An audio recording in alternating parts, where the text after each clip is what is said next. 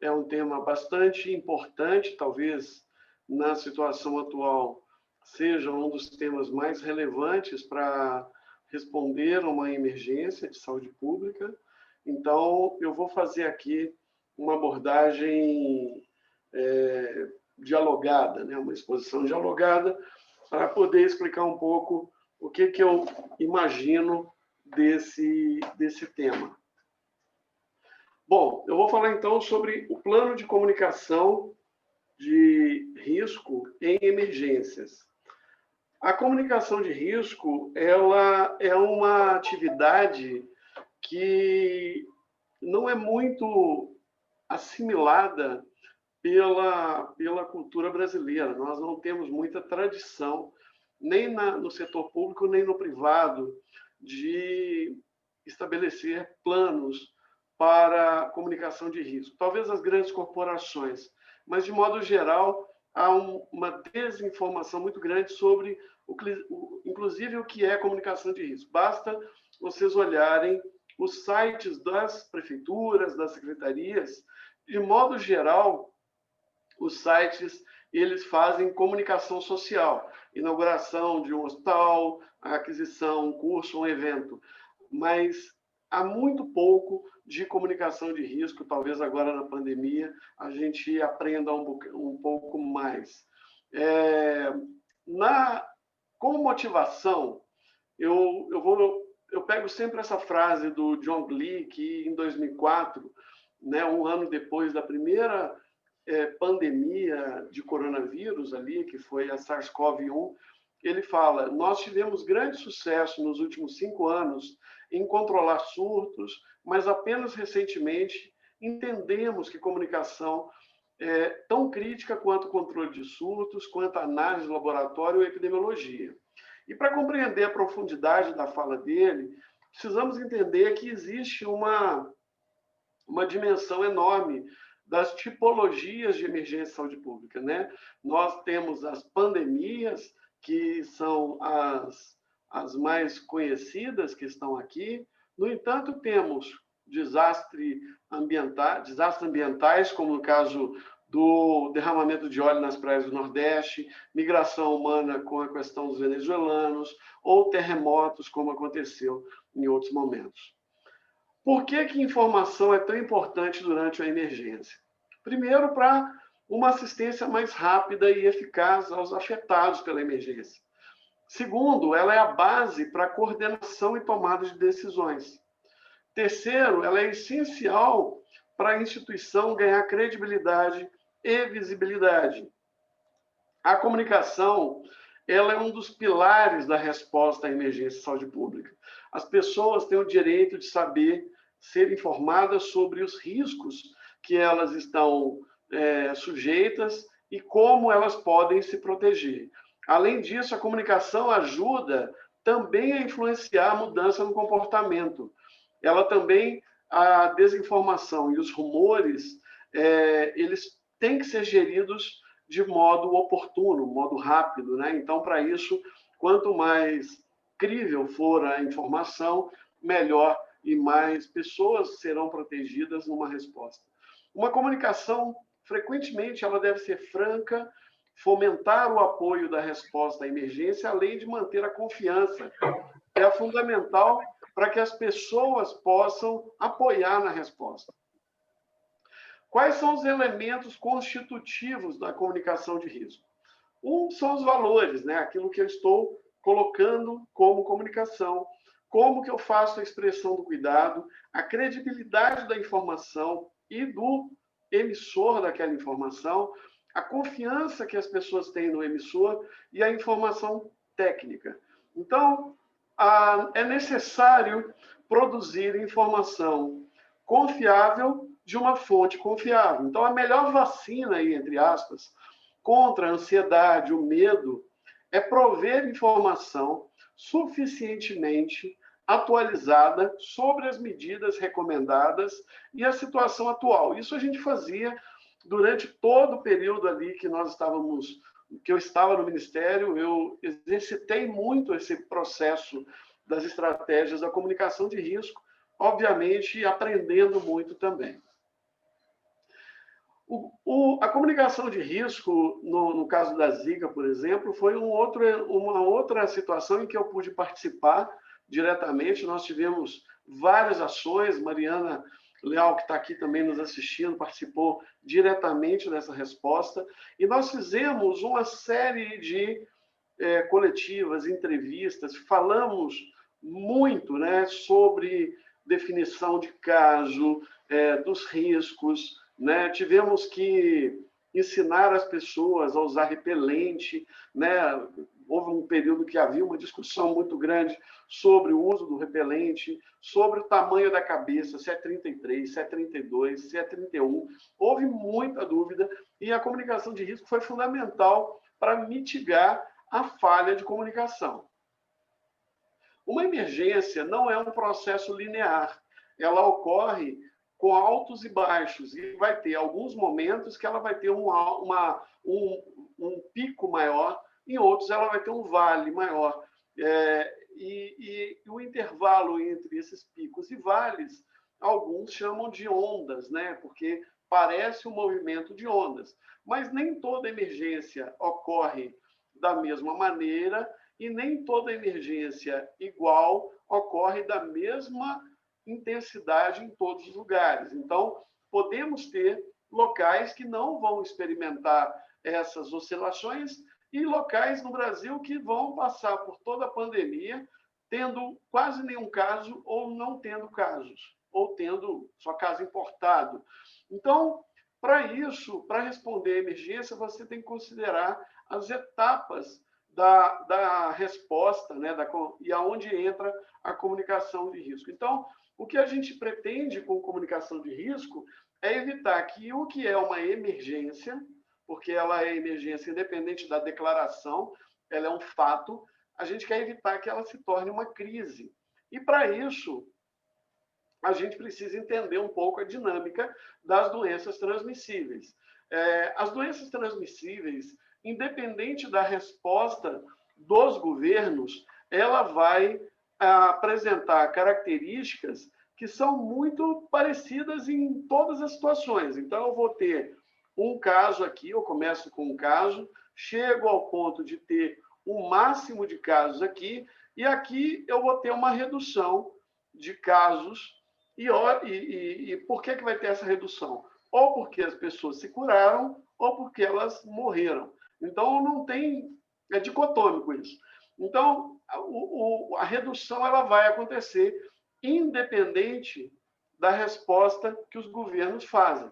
Além disso, a gente precisa também comunicar, explicar para as pessoas a relação entre a resposta e o efeito da minha resposta. Ou seja, no caso da Covid-19, ela está muito parecida com essa situação que nós estamos aqui, apesar de termos tido uma notificação e o início bem antes de termos casos, ou seja, ela vem para cá e acontece bem aqui. No entanto, acontecem coisas aqui nesse intervalo que prejudicam a mitigação daquele problema. Então, o que nós queríamos é aumentar essa parte azul aqui. E essa parte azul, ela pode se dar pela resposta oportuna e também pelas medidas que eu consegui mobilizar, ou seja, quando eu tenho uma oportunidade da resposta, eu tenho capacidade de intervir e reduzir. Talvez eu continue tendo uma curva. Eu não vou evitar essa pequena montanha, só que ao invés de ter um pico Everest, eu vou ter um pico da neblina aqui. Então, depende muito das situações. Então, do ponto de vista de comunicação, o que a gente busca é evoluir para uma estratégia de comunicação que permita que as pessoas entendam que o que poderia ser, que poderia ser muito pior sem o distanciamento social ou uso de máscara, ou seria muito menos danoso, como aconteceu no Brasil, se nós tivéssemos usado mais máscara, fizéssemos mais distanciamento social. Então, a comunicação de risco ela busca fazer uma conexão entre estes elementos. E dentro dessa cadeia, onde que entra a comunicação de risco? Para entender a aplicação da comunicação de risco, eu tenho que entender a cadeia e a dinâmica da resposta. Então, a emergência, eu começo aqui com a detecção de um problema, vou verificar se esse problema é verdadeiro, vou fazer a notificação, a avaliação, a resposta e a governança. Aqui eu estou falando não do ponto de vista individual, mas do ponto de vista de saúde coletiva. E aí, para entender isso, eu tenho que entender o que é o papel da vigilância. A vigilância, a detecção, ela só faz sentido se eu consigo identificar os meus agentes, né, as minhas ameaças. E para eu identificar a minha ameaça, eu tenho que ter uma vigilância forte. Talvez a vigilância seja um dos maiores legados dessa pandemia, da importância do papel da vigilância, em muitos momentos fazendo um paralelo muito importante com a atenção.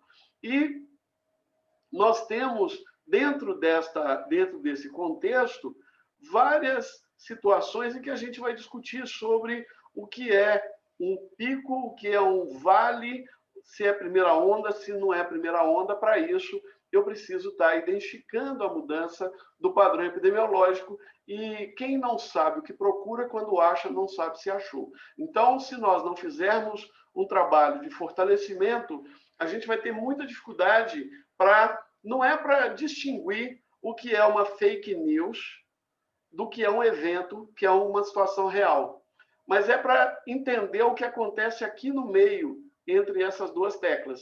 Porque eu tenho, no meio de uma emergência, informações que não são nem fake news, nem são eventos. Elas ficam ali no meio do caminho, elas não são nem tão verdadeiras, podem ser notícias falsas com componentes verdadeiros, ou podem ser notícias verdadeiras com interpretações falsas erradas. Então, a gente tem aí uma variabilidade muito grande. Para isso, tem que se ter uma estratégia e um plano de comunicação, porque no plano de comunicação eu vou ter um tratamento para a questão da verificação dessa emergência. E essa verificação não se dá apenas no começo da emergência, ela se dá durante todo o curso da emergência. Todo dia tem que ser feito isso. A notificação, ela passa pela compreensão da nossa limitação, lembrando que a epidemia, no começo, ou seja, a pandemia do Brasil, né, a epidemia de Covid no Brasil, em fevereiro, quando eu estava no Ministério da Saúde, ela não é a mesma epidemia que está acontecendo agora em outubro. São situações diferentes, necessidades diferentes, demandas diferentes.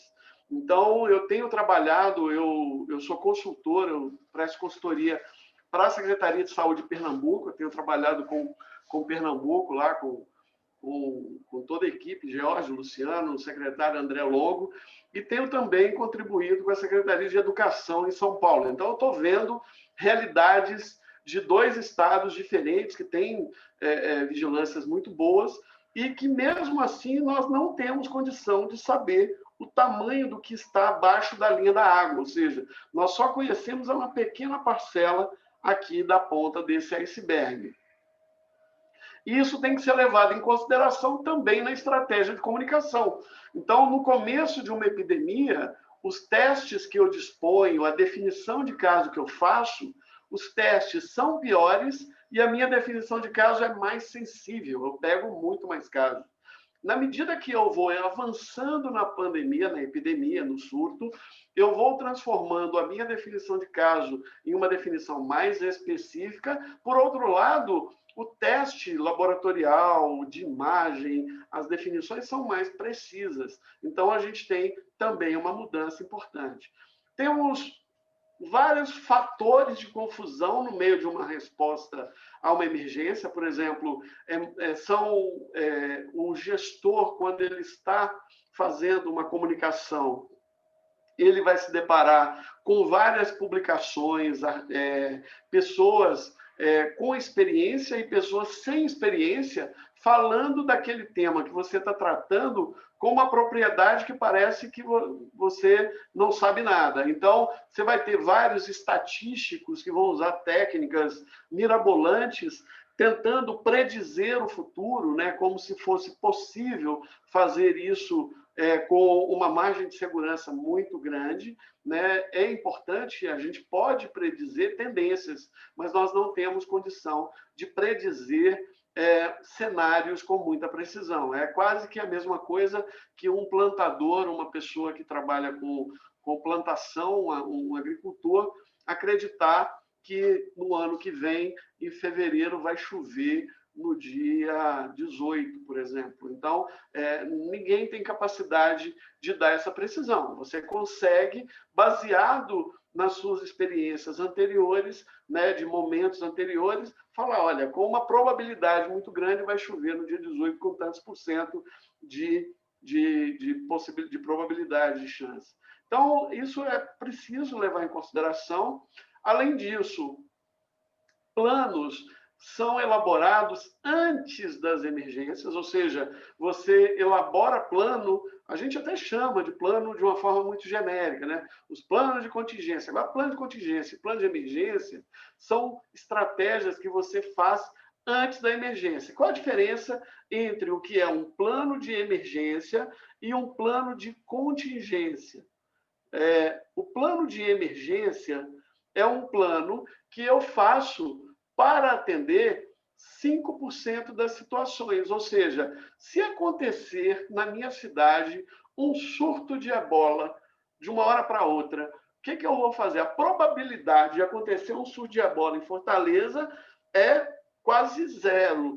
É muito, muito, muito, muito baixo. Não é zero, porque você tem uma cidade turística, você tem um trânsito internacional importante e, eventualmente, você pode ter circulação do vírus ebola de novo em outras partes do mundo e chegar em Fortaleza, por exemplo, para citar a Sara como referência. Mas o plano de emergência, ele preza para esse momento inicial, para você fazer uma ação. E o plano de contingência é uma estratégia para você fazer em 95% das situações. Um plano de contingência eu elaboro quando eu já sei o que eu vou enfrentar. Se eu vou enfrentar uma epidemia de dengue no próximo ano, que é muito provável que aconteça, eu vou fazer um plano de contingência e não um plano de emergência para dengue. O plano de emergência seria como se fosse um grande guarda-chuva que pegaria, abarcasse todas as situações possíveis.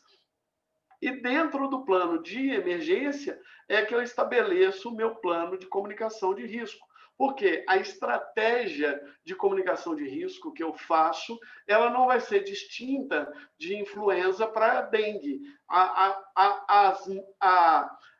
base da comunicação de risco, ela vai ser igual. Agora, o que vai mudar é a mensagem, o que vai mudar é a intensidade, a forma que eu vou fazer. Então, no meu plano de contingência, eu vou referir ao meu plano de emergência, fazendo as adaptações para a minha necessidade específica. Então, é assim que eu aprendi, que eu gostei, que eu acho que é um modelo mais interessante, que é o modelo do Canadá. Então, eu utilizo esse modelo como referência de comunicação.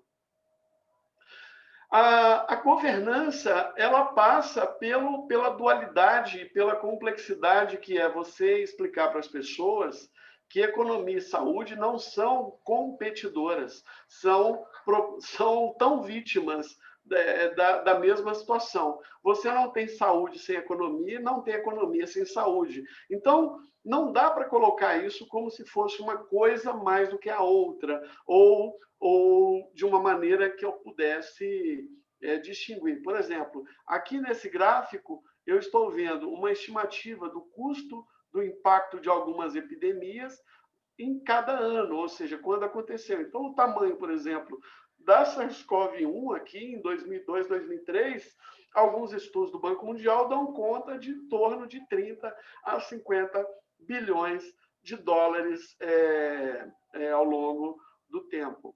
E como escolher a melhor estratégia de comunicação de risco?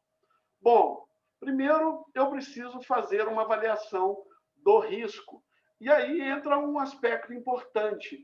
O que é risco? Bom, risco é o seguinte, eu tenho aqui, eu sou péssimo para desenhar, mas vou tentar aqui. Eu vou fazer 2 gráficos aqui. Então, eu tenho aqui, esse primeiro gráfico é onde eu vejo as ameaças, que são fatores extrínsecos, e aqui no eixo X eu tenho a vulnerabilidade. A ameaça é um fator externo. A vulnerabilidade é um fator interno. O risco, ele vai ser uma função da ameaça pela vulnerabilidade. Na medida que eu sei qual é a minha ameaça e qual é a minha vulnerabilidade, ameaça, exemplo, no caso do Covid, quais seriam as características da Covid que vão me apoiar na minha análise de risco baseado entendendo que o vírus é um fator externo. Eu vou olhar letalidade, virulência, transmissibilidade e outras características específicas do agente biológico. No caso da vulnerabilidade, eu vou avaliar a minha vulnerabilidade pessoal, a minha vulnerabilidade institucional e a minha vulnerabilidade social. Então, a vulnerabilidade pessoal está relacionada à minha compreensão do problema, o quanto que eu estou exposto a determinados riscos, e também é influenciado diretamente pela comunicação das autoridades. Então, que mensagem que a autoridade está passando, né? E aí fica essa coisa, né? Tem que usar máscara, não tem que usar máscara, né? Faz distanciamento, não faz distanciamento, tudo isso vai prejudicar a minha vulnerabilidade pessoal, porque ela não é uma questão inerente ao indivíduo sozinho. A vulnerabilidade institucional diz respeito à minha relação ou a relação entre, por exemplo, saúde e educação, a questão dos planos de resposta, a estrutura de resposta que existe. E a vulnerabilidade social diz respeito ao acesso aos serviços, às estruturas que estão disponíveis e até mesmo a questão social se eu moro num bairro de uma comunidade muito carente, se eu moro num bairro rico, se eu moro numa comunidade ribeirinha, tudo isso vai influenciar. Então, isso aqui é para eu poder avaliar o risco. Uma vez que eu sei quais são as métricas desse risco, da ameaça, da vulnerabilidade, aí eu vou fazer uma avaliação de risco concreta, onde eu vou avaliar o impacto e a probabilidade que uma determinada coisa tende a acontecer. Então, exemplo, uma enchente, a probabilidade é alta e o impacto dela no meu município, por exemplo, se eu não tenho encosta, não tenho população ribeirinha e tal, o impacto vai ser baixo. Mas se eu moro em Petrópolis, ali na beira daquela montanha que foi destruída pela enchente, eu entro aqui num risco muito elevado. Então, o risco aqui é muito alto. Então, para cada uma dessas situações, ou para cada condição, eu tenho que fazer esta análise. Então, o risco ele precisa ser ensinado, ele precisa ser compreendido. E a comunicação de risco ela é apenas a forma de explicar, né, ou de descrever aquilo que eu estou apontando. Então, no caso da avaliação de risco, eu vou avaliar se o perigo é elevado ou reduzido, se ela é futura ou iminente, o nível de exposição, se a vulnerabilidade da população, a resiliência daquela população, ou seja, a capacidade daquela população voltar ao normal uma vez que for atingida pela emergência. E eu considero aí uma série de aspectos, como morbidade, mortalidade, incapacidade, perdas, danos políticos.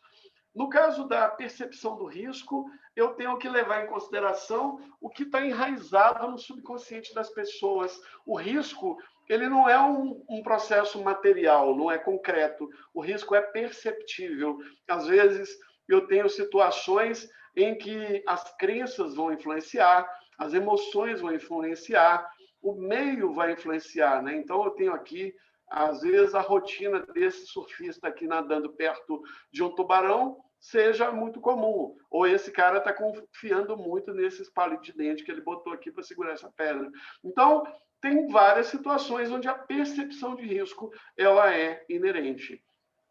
Eu tenho que escolher a estratégia mais adequada de comunicação de risco para enfrentar um determinado problema. Então, eu tenho que levar em consideração a indignação e o medo, ou até a apatia, ou seja, que é a resposta emocional que a população dá em relação a um determinado risco, e tem que levar em consideração o perigo, se ele é reduzido ou elevado. Isso é do Peter Sandman. Então, se eu tenho uma indignação elevada, um medo elevado e um perigo elevado, eu vou fazer uma comunicação de risco voltada para crises. Se eu tenho um risco, um perigo reduzido e há uma apatia da resposta emocional, eu vou trabalhar educação e saúde para as questões mais relevantes. E se eu tenho uma situação em que o perigo é reduzido, mas as pessoas estão com medo, a minha comunicação de risco tem que ser voltada para a gestão do medo. Agora, se há uma apatia da população, mas o perigo é elevado, eu vou ter que fazer uma advocacia da precaução. Então, é complexo isso do ponto de vista, é simples da compreensão, mas é complexo na aplicação. E a comunicação de risco leva em consideração alguns conceitos básicos. Querer saber, as pessoas, quando estão expostas a uma emergência, primeiro, elas querem saber o que você se importa com elas antes de você se importar com o que você conhece.